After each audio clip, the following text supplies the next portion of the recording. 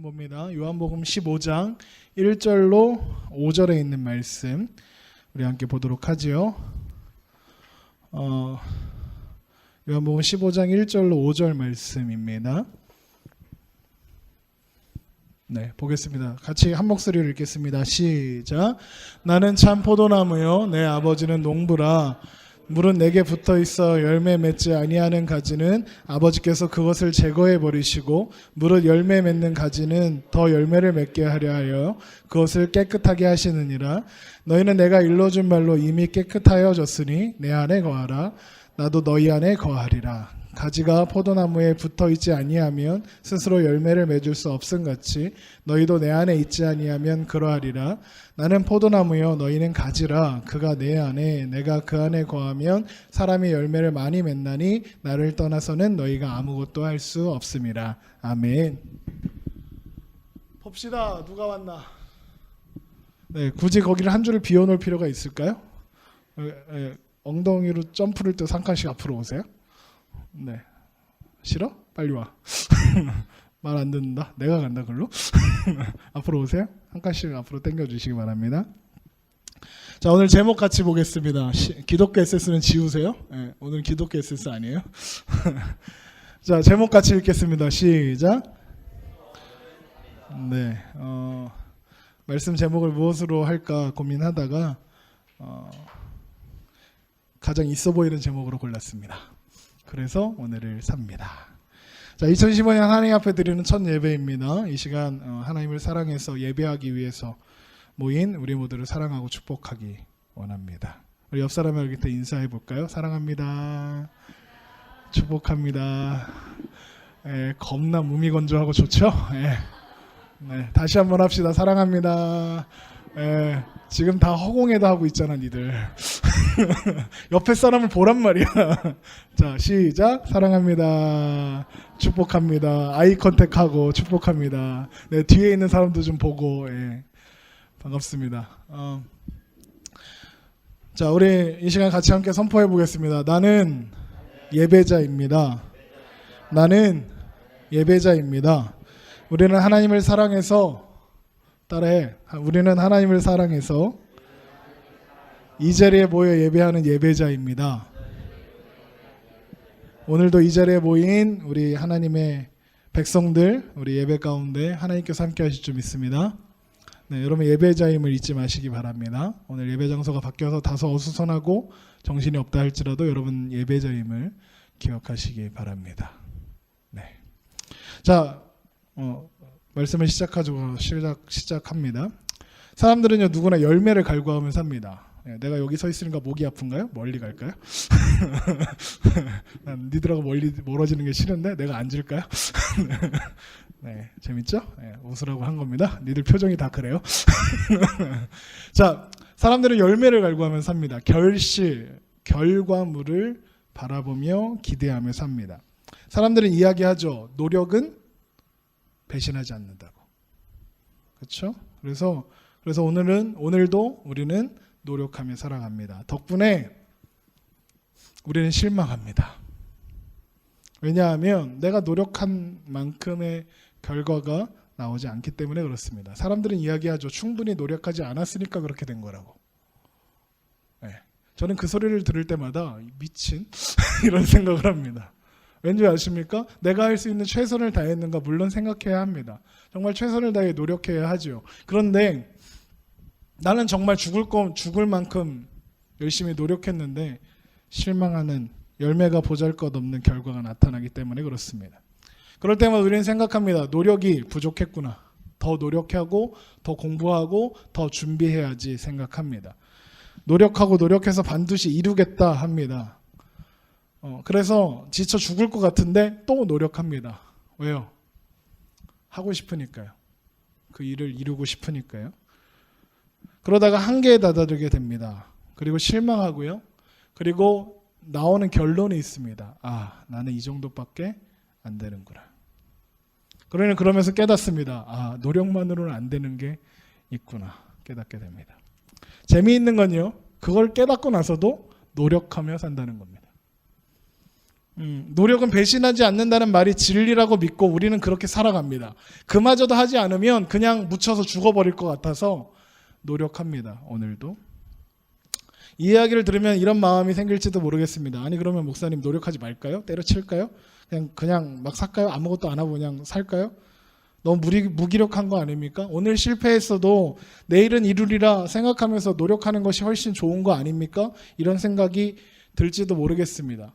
그렇게 묻는다면 저는 그렇다라고 대답하겠습니다. 네, 노력하며 살아야 합니다.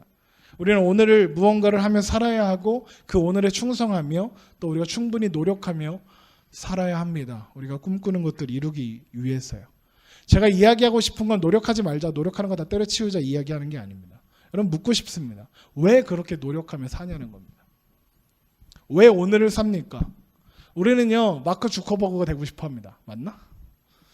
저커버그인가? 누군지 알아요? 페이스북 사장. 예, 페이스북을 하니까 아는 거예요. 네, 빌 게이츠 되고 싶어 합니다. 예, 내가 공대에 가서 컴퓨터 공학을 전공하면 빌 게이츠가 될 줄 알죠. 네. 혹은 워렌 버핏이 되고 싶어 합니다. 어떤 사람은 이 사람을 알면 대단한 건데 존 칼버가 되고 싶어 합니다. 누굴까요? 아는 사람. 스타벅스 사장입니다. 또 어떤 사람들은 존박이 되고 싶어 하고요. 어떤 사람들은 악동 뮤지션이 되고 싶어 합니다. 그래서 나도 몽골로 가서 살아볼까? 이 생각을 하게 됩니다. 네, 몽골에 살면 왠지 될 것 같잖아, 그렇죠? 그래서 오늘도 우리는 노력하며 살죠. 뛰다 보면 좋은 일이 있을 거다. 나도 저커버그처럼, 나도 워렌 버핏처럼 하다못해 그 좋은 회사의 직원이라도 내가 페이스북 사장이 될 수는 없으나 페이스북에선 일할 수 있지 않을까 생각하며 살아갑니다. 그런데 내 모습을 보면 장그래입니다. 장그래 모르냐? 네, 장그래입니다. 내 모습을 보면 그냥 비정규직 장그래. 내년에 계약이 될지 안 될지 모르겠는 장그래입니다. 미생이라 믿고 싶은 장그래입니다. 이 얘기가 어떤 사람들에게는 아픔이 될 수 있다는 것도 압니다. 그래서 미안합니다. 이야기하겠습니다. 그럼에도 불구하고. 미생이 무슨 뜻입니까? 바둑 용어더라고요.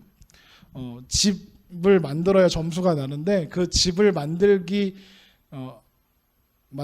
못하는 상태, 그거는 사석이라고 합니다. 그러니까 도저히 나아갈 방향이 없는 걸 사석이라고 합니다. 죽은 돌이라는 뜻이죠. 근데 미생은 그 집을 만들어 갈 수 있는 가능성이 열려 있는 상태의 돌을 미생이라고 합니다.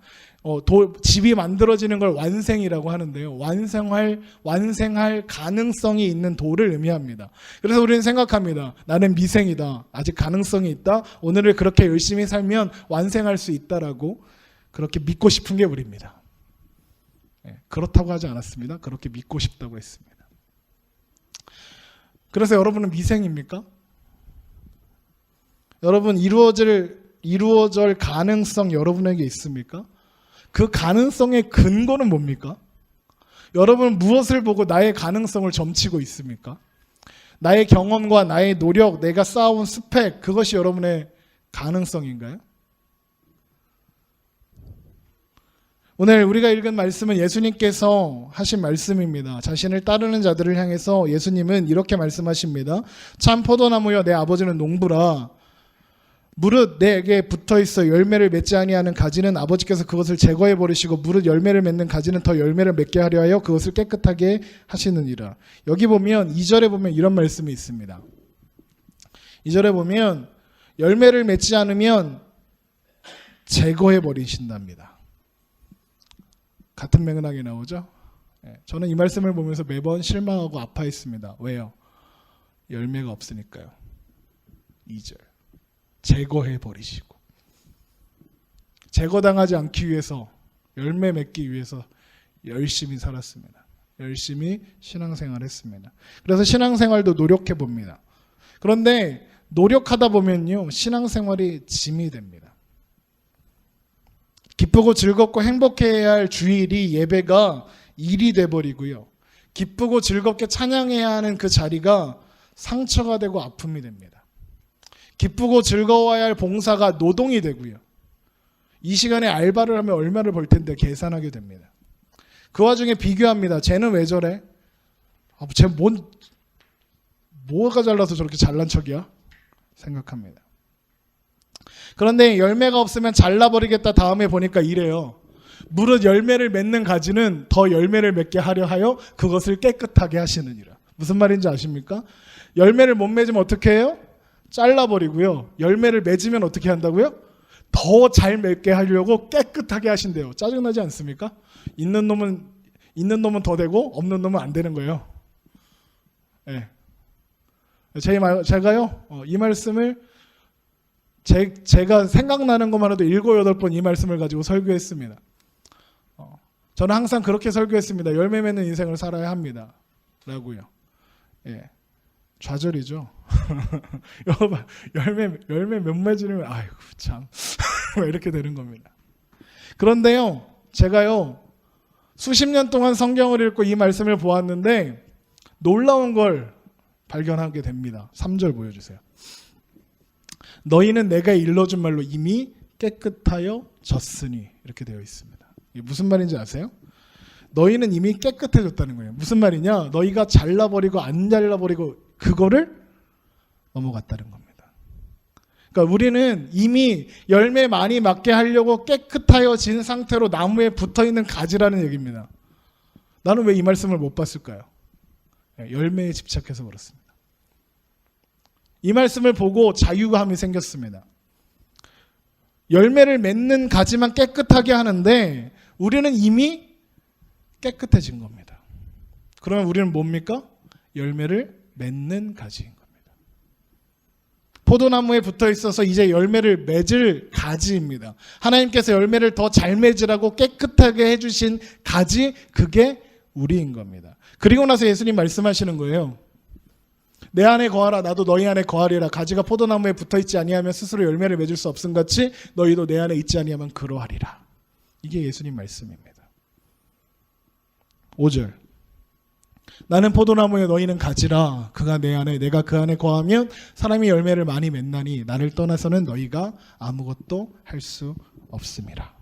그래서 내 안에 거하라 하시는 겁니다. 여러분, 나는 지금 가지입니다. 여러분은 가지입니다.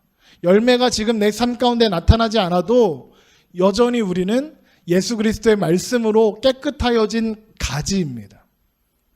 나무에 붙어 있는 깨끗하게 된 가지. 그러면 이제 그 가지에게 남은 일은 무엇입니까? 열매 맺는 것밖에 없습니다. 가지는요, 나무에서 떨어지면 그냥 쓰레기입니다. 어디다 갖다 쓸 데도 없습니다. 가지로 뭘 만들겠습니까? 회초리 만들면 다행이고요. 불쏘시개에 쓸 수 있으면 다행입니다. 그냥 쓰레기입니다. 열매 맺을 수 있습니까? 열매 맺을 수 없습니다. 그런데 우리는 그가 내 안에 내가 그 안에 거하면 사람이 열매를 많이 맺나니 나를 떠나서는 너희가 아무것도 할 수 없음이라 하셨습니다. 여러분, 그래서요, 우리에게 가능성은 하나님입니다. 우리가 보잘것없는 믿음, 매일같이 저 앞에 있는 동그랗게 생긴 이모상 목사라는 사람이 매번 선포하는 그 복음의 말씀을 듣고 예수 그리스도 십자가 부활 그딴 거 듣고 마음 한구석 어디선가 외치고 있는 그 소리에 순종해서 아멘 내가 믿겠습니다 고백할 때에 우리는 이미 열매 맺는 가지가 된 것입니다. 서두에 말씀드렸던 식으로 얘기하자면 우리는 원래 아무 가능성 없는 사석이었는데, 사석이 뭔지 얘기해, 죽은 돌이었는데 예수님을 만나고 그 안에 들어가게 되니까 비로소 이제 미생이 된 겁니다. 열매를 맺을 수 있는 가능성이 생긴 겁니다. 그것도 무조건 완생이 될 미생이 된 겁니다. 그게 우리의 존재입니다. 여러분, 우리 인생이요, 저도 그래요, 보잘것없이 느껴질 때가 많습니다. 우리의 인생이 아픔이고 상처일 때가 참 많습니다. 내가 지금 이루고 싶은 것들 너무나도 많은데, 그래서 내가 죽을 똥 살 똥 살아가는데, 그런데 못할 것 같은 일들이 너무나도 많습니다. 내 삶이 초라해 보이고 보잘것없이 보입니다. 그 이유가 무엇인 줄 아십니까? 아무리 노력해도 끝이 보이지 않는 그 상황 속에서 내 위치가 어디인지, 내 존재가 무엇인지 잊어버려서 그렇습니다. 끝이 보이지 않는 터널 속에서 내가 미생인지 사석인지 분간할 수도 없는 그런 어두움 속에서 그럼에도 불구하고 나는 미생이다 믿을 수 있는 것, 그것도 무조건 완생할 수 있는 미생이다 확신하고 갈 수 있는 이유는 하나님 때문에 그렇습니다. 하나님이 계셔서 나를 사랑하사 나를 예수 그리스도 안에 거하게 하시고, 그래서 나는 오늘을 살 수 있는 겁니다.